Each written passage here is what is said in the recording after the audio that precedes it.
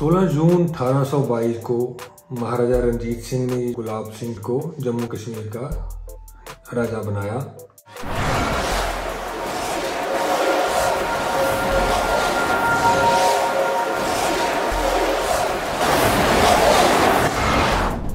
नमस्कार, सत श्री अकाल। मैं हमेशा की तरह आपका अपना सतेंद्र सिंह प्रहार।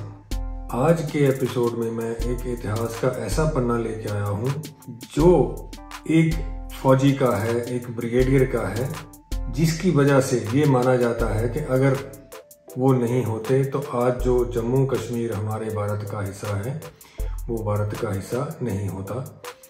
उनका नाम है ब्रिगेडियर राजेंद्र सिंह जम्वाल। जब भारत को आज़ादी मिली 1947 में, तो ये जो जिसको हम आज़ाद कश्मीर या कश्मीर जम्मू कश्मीर कहते हैं, ये तो पहले से ही आज़ाद था। ये अंग्रेज़ों के गुलाम नहीं थे, ये अंग्रेज़ों के अंडर नहीं था। जिसके जो ये महाराजा हरि सिंह थे उस टाइम पे, जो इस क्षेत्र के राजा थे। तो अगर मैं इससे थोड़ा सा पीछे जाता हूँ कि ये अंग्रेज़ों के अंडर में ये क्यों नहीं था, तो महाराजा रणजीत सिंह के टाइम पे एक गुलाब सिंह हुए हैं, जिनको महाराजा गुलाब सिंह भी बोला जाता है, जो महाराजा रणजीत सिंह के वजीर थे। ध्यान सिंह, जिनको हम ध्यान सिंह डोगरा भी कहते हैं या ध्यान सिंह मनहास भी कहते हैं, क्योंकि ये जो जम्वाल है, ये इनको पहले जो जम्मू वाले कहा जाता था, क्योंकि जो 1000 साल 1200 साल पहले जब जम्मू शहर बसाया गया है, तो एक राजा थे जम्मू लोचन मिन्हास। जम्मू लोचन का जो वंश चला है, तो उसको उन्होंने जम्मू वाला कहने शुरू कर दिया, जम्मू वाले या जम्मू वाला, तो उसी से वो जम्वाल बन गया। तो ये जम्वाल एक्चुअली में जो है, ये वंश मिन्हास वंश का है। जो कोई मनहास भी लिखते हैं, जो जाम मिन्हास भी लिखते हैं, ये जम्वाल इन्हीं से ही निकला हुआ है। तो महाराजा रणजीत सिंह के टाइम पे ये थे राजा गुलाब सिंह। 16 जून 1822 को महाराजा रणजीत सिंह ने जो गुलाब सिंह थे, इनको जम्मू कश्मीर का राजा बनाया। तो मीन टाइम क्या हुआ कि काफ़ी आपको पता है कि जो सिख राज था महाराजा रणजीत सिंह का, वो आगे जाके उनके बहुत सारे जो घर के उनके बच्चों को भी कत्ल कर दिया, जहाँ राज को हथिया लिया गया। तो आगे वो अंग्रेज़ों ने कब्जा कर लिया उस पंजाब के ऊपर। लेकिन ये जो जम्मू वाला राज था, वो गुलाब सिंह जम्वाल थे, जहाँ जिनको गुलाब सिंह डोगरा भी बोला जाता है। उनके पास भी अपनी सेना थी काफ़ी, क्योंकि 1822 के राजा बने हुए थे। तो जो अंग्रेज़ों ने तो 1846 में पंजाब पे कब्जा किया है। तो जब तक ये जितने भी साल थे 1822 से लेके तब तक जो वो राजा गुलाब सिंह ही थे जम्मू के।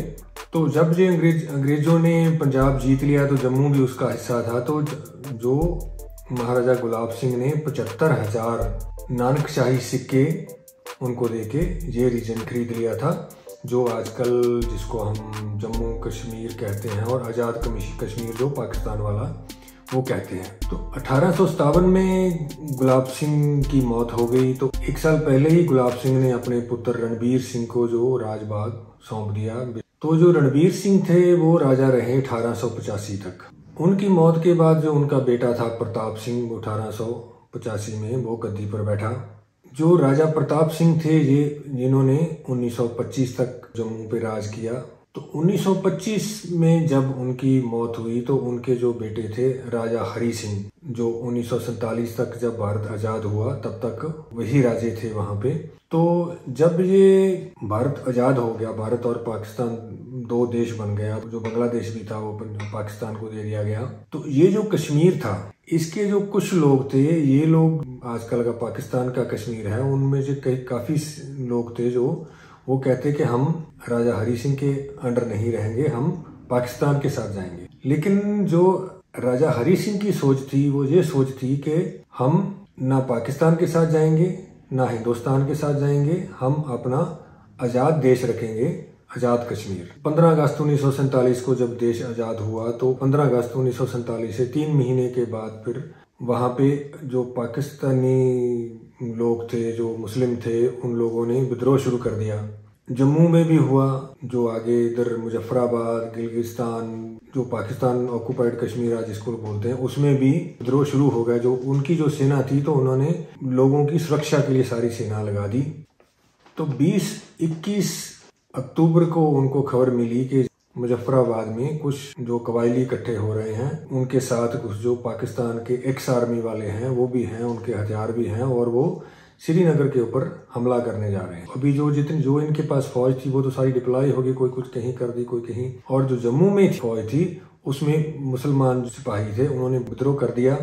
वहाँ की जो 4th J&K बटालियन थी, उन्होंने जो फाइनेंस मिनिस्टर थे दुनी चंद, और जो उनकी अपनी 4th J&K बटालियन के जो इंचार्ज थे नारायण सिंह, उनको जो मुस्लिम सिपाहियों ने कत्ल कर दिया।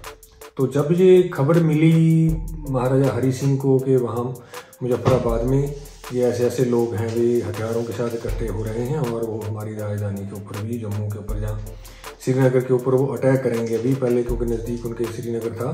तो उस टाइम पे ये हीरो जो थे जिनके मैं आज बात करने जा रहा हूँ, राजेंद्र सिंह जम्वाल। तो राजेंद्र सिंह जम्वाल का जन्म 14 जून 1899 में हुआ। उनके गांव का नाम था बगुआना, जो जिला सांबा में पड़ता है। तो इनके जो वडेरे थे वो भी महाराजा रणजीत सिंह के टाइम से फौज में ही थे। जो इनके फादर थे सूबेदार लखा सिंह, वो महाराजा हरि सिंह की फौज में सूबेदार थे। इनके जो दादा हमीर सिंह थे राजेंद्र सिंह जम्वाल के, वो भी फौज में अफसर थे। और उनसे भी जो बडेरे थे जनरल बाज सिंह, वो भी महाराजा रणजीत सिंह के टाइम पे गुलाब सिंह की फौज में जनरल थे। ब्रिगेडियर राजेंद्र सिंह जम्वाल का पालन पोषण है, उनके जो चाचा गोविंद सिंह थे वो भी आर्मी में कर्नल थे। उन्होंने राजेंद्र सिंह जम्वाल का पालन पोषण किया और इनको विद्या भी दिलवाई। तो 1921 में जो जम्मू के GGMC कॉलेज हैं, उनमें इन्होंने अपनी पढ़ाई ख़त्म की और वहाँ से ही अब इनका पास आउट हुआ आर्मी में। तो 2nd लेफ्टिनेंट की पोस्ट पे ये जो जम्मू की फौज थी उसमें भर्ती हो गए। तो धीरे धीरे जो 1921 के बाद जो करते कराते 1947 आ गया।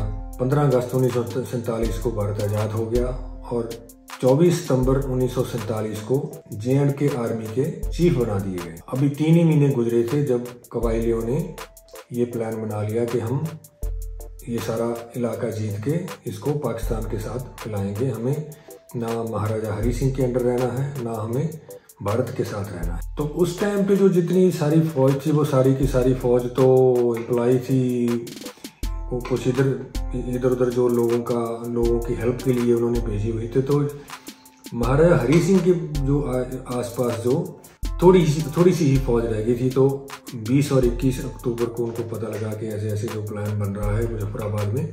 तो उन्होंने अपने आर्मी चीफ को, जानी इनको राजेंद्र सिंह जम्वाल को बुलाया।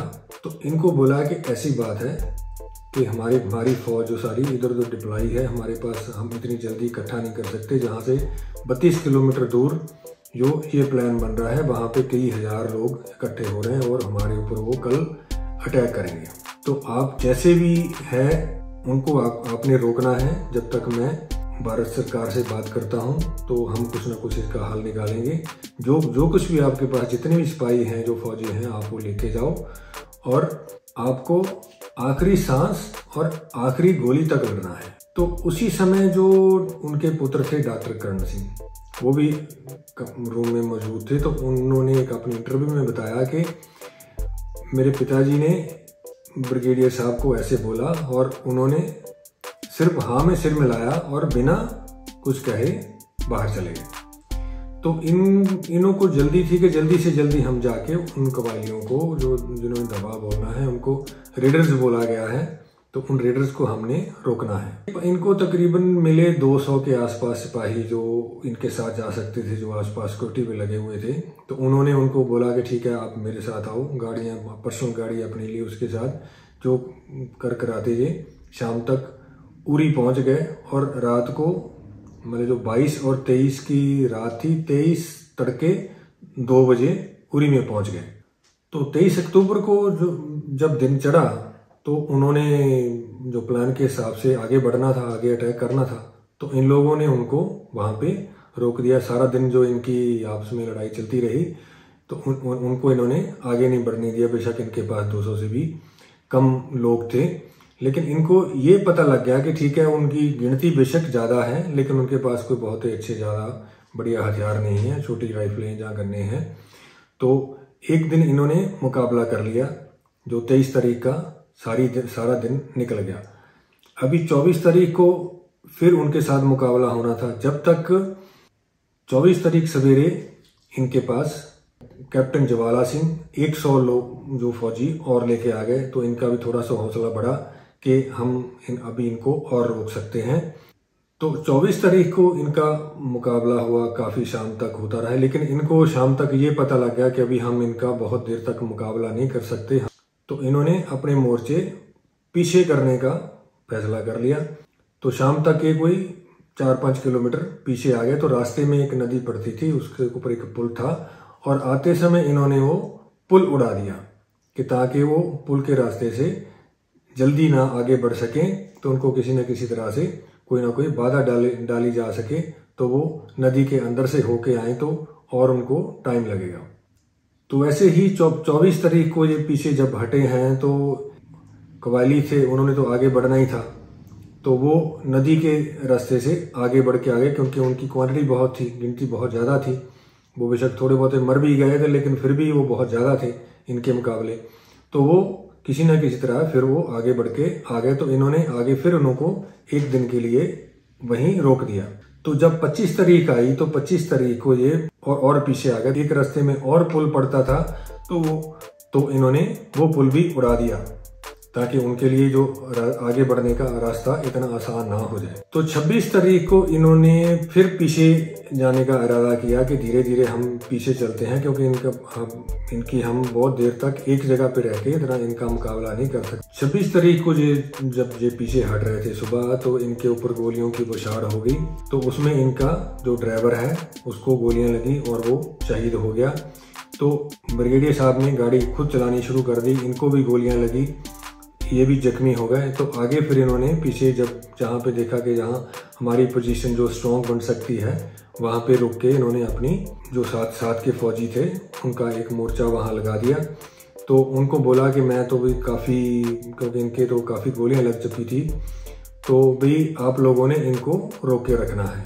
और दूसरी तरफ महाराजा हरी सिंह ने जो भारत सरकार से बात की कि ऐसी ऐसी बात है कि आप मेरी मदद करो।